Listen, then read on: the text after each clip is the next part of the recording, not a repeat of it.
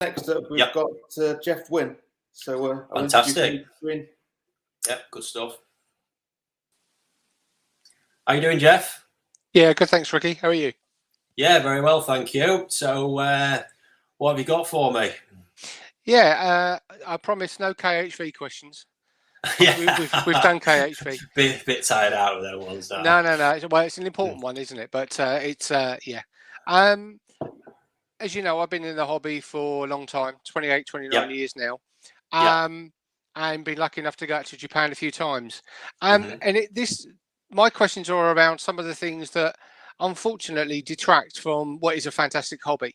Things like Hikui, and obviously your experience of it. You know, what you've seen both, you know, with the volumes of fish that you deal with, but also what you see going on in Japan. Yeah, it's interesting you ask. Is it something you've had a lot of experience with, Geoff? Only a few fish from certain breeders, to be honest. Mainly Kahaku. Which ones? Yeah. Which breeders? Yeah, so Kahaku, particularly, what I would say are probably the bolder reds, the deeper reds. Yeah. So some of the old kind of style of Kahaku, which have got a very more prominent, deeper red. Mainly breeders, some older breeders, like well, some of them from some early Sakai fish from down in the south. Some takidas. Okay. That's going back some time, Geoff. Yeah, Takeda. Yes, I'm showing my age and my grey beard here, mate. But yeah, and also like things like Goshki. I've seen it on a few of my Goshki as well. Kano, in particular. Yeah, so Goshki's probably the fish I've had, you know, the worst sort of deteriorating Benny on in that sense, for sure. So I think the interesting part, and that's why I asked if you've had a lot of experience with it, is in all the time now I've been doing this, I can probably count on one hand the amount of times I've come across sort of really strong, you know, the strong nasty Hikui that you've seen where the skin's really bubbling and in an absolute mess. But yeah, others, like you say, the interesting one there with the Goshki, I've experienced it sort of more, again, myself with some Kano Goshki, to be honest with you, and Kawakami ones as well. It's been quite prevalent in, but we're not talking massive numbers still. We're talking a few fish out of hundreds I would have had at the time, to be honest with you. I agree with you that the Benny, stronger Benny that we're talking about, I mean, I'm thinking coming to line the sort of Benny that you get from Nogami, Koraku and things like that these days, the really luminous, intense stuff and the really rich red, without a doubt, seems to be very hard to keep in condition. I won't edge towards Hikui all the time because I think, you know, full-blown Hikui is a different beast. But yeah, full sort of, it's very, very temperamental, that sort of Benny. It's very easy to upset it, make it start looking a bit rough, out of condition. Sometimes where it's generally just looking a little bit mucusy all the time as well, which you might have experienced. Yeah. Again, I think, you know, there's so many different types of Benny, not just in the colour, but also in the strength and the depth of it as well. So again, it's things like this that I think, you know, a lot of people have been in the hobby a long time. They do. I find it as well, scratch my head with a little bit. But again, it was just understand from your perspective how endemic you've seen this when you've been out to Japan. Really not. It's a conversation. This is probably the first real in-depth conversation I would have had about it, Geoff, to be honest with you. Okay. It's not something I see a lot. It's obviously very common. I think we all know any experience from it. Really poor water is quite systemic to creating that problem with any skinning fish, but certainly that kind of Benny in poor water deteriorates really quite quickly to the extent where it can become full-blown Hikui.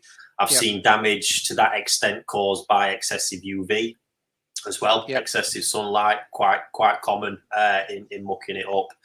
But yeah, generally, as I'm wandering around, I mean, I couldn't go and find you a fish on site here today exhibiting those kind of problems. And likewise, you know, when I'm wandering around in Japan, it's just very, very few fish I look at and go. Some of the really old parent fish, and I'm actually really probably parent fish I've seen at the kind of farms that produce the sort of Benny that we're on about. So, you know, but with age, you naturally get that deterioration anyway. But I think possibly from the times of maybe when you started out koi keeping, Geoff, to be honest with you, which is before me, ponds were different then and filters were different. If we look at where we're at today, you know, naturally filtration keeps ponds a lot cleaner. If you look at obviously versus, you know, your old multi-bay from back in the day versus a Nexus system of today, a Nexus system generally keeps really, really clean. Obviously with a fluid bed in the outer chamber, you've not got loads of biological waste sitting in a biological filter. Whereas back with the multi-bays, you know, left unkept properly, those things could be housing sludge, making that water decay, and that kind of water caused lots and lots of problems like this. And I tend to find once the skin like that goes past a certain point, it's almost impossible to pull it back. You're just a write-off. Yeah. It's interesting you say, because my main pond is, you know, pretty much in full sunlight, and over the last 5 or 6 years, I've been using things like shade sails and things like that to, you know, to give some partial cover. I think it's important to give the koi natural daylight. Absolutely essential. You know, we all need a bit of vitamin D. Look at the weather. But at the same time, you know, it's getting a balance right, isn't it? And I you know, from my experience in Japan, particularly in the north, obviously they're rearing fish for, you know, a good 5, 6, 7 months of the year in, you know, generally pretty murky water in mud ponds, indeed, or very heavily fed indoor ponds. There's always a lot of turbidity in the water, always. Yeah, but obviously when they bring the fish in in the winter, yes, the water's much clearer in their big koi houses, but largely, you know, in their winter, you know, they've got either snow on the roof or it's overcast or whatever else. So again, to me, they've got the ideal balance there of being able to combat the UV issue as well. But you know, from my experience as well, you know, there's been some treatments out there. I mean, I've got a bottle here which is actually mentions Hikui on it.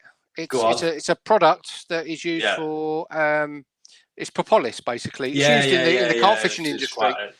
And again, it mentions it on there. And as I say, as a carp fisherman as well as a koi keeper, that you know, and again, we all know the virtues of Propolis being a great you know, healant for wounds, marks, scars, and all kinds of things. But again, from my own experience, you know, I've only really got one fish, which is a goshki, which has had a long-standing Hikui issue. And to me, the telltale sign of it that I've never been able to get rid of is it's almost like a blister. It looks like when you've scalded yourself and you get this big orangey or red blister on the back of your hand, for instance. It's a similar thing to that. And I've seen people try and scrape them, use Propolis. No. All kinds of things, you know. Which, the issue again, you've got as well, as soon as that benny, you might be able to stop the sort of blistering on the top, but the benny underneath is fundamentally damaged. And on a mature fish, you're never going to get the pigmentation to come back to its fullest. It seems to wipe everything out underneath it. Yeah. So I think it's interesting. The point about UV is one that's not really spoke about a lot, and a lot of the ponds where I think taking Hikui to one side and talking about skin luster and getting absolute maximum sort of perfection and shine in skin luster, I do believe the strongest sort of, because obviously most hobbyists are wanting to achieve crystal clear water. And then that crystal clear water in the height of summer, if there is no shades, getting real intense UV penetration on it. And I do in a lot of cases where I see that in ponds, I don't see the kind of skin luster that I expect to see in the fish I'm raising here.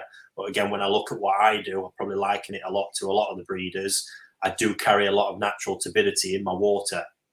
So there's always, you know, I don't keep it crystal clear. There's always a bit of a haze or something in most of those rearing ponds just to give the fish a bit of a break, obviously. So as it hits the water, the penetration's not 100% down to the bottom. And I do believe that's a part of an important part of achieving the best quality pigmentation and skin luster overall.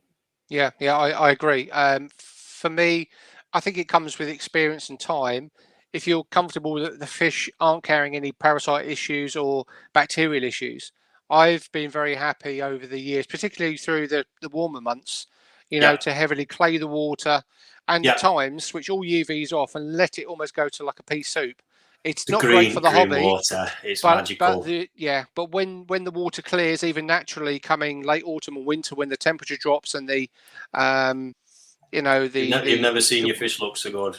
No, they do. They look absolutely fantastic, and it isn't just about the skin quality. There is a shine about them that I think you can only get when they're left to their own devices in a more natural environment. It makes sense. In a logical thinking, we know that UV damages human skin. Yep. And too much exposure to it. So why is a fish going to be any more different? Yeah, I can't remember the breed I spoke to about this. You know, over dinner. You know, one evening up in Nagaoka. I think it might have been Marihiro, and he actually mentioned the word skin cancer. So he viewed obviously Hikui as an issue if the fish are left unprotected, and he was quite clear to say that in his view he will keep, you know, a lot of his fish out of direct sunlight, particularly in his glass houses through the summer months, because he said the sheer heat and the direct sunlight of the glass house he said it can tear the benny. It can do all kinds of things to the benny over, you know, not a short period but over a prolonged period. No, it's intense, but I think that's like I say, with everybody wanting this crystal clear water, I do think there's a lot of drawbacks to it, even the way in which, you know, the crystal clear water's often achieved, you know, with lots of maybe fresh water, trickles, things like that. There's a whole other problem set that comes in there. So it's fascinating, Geoff.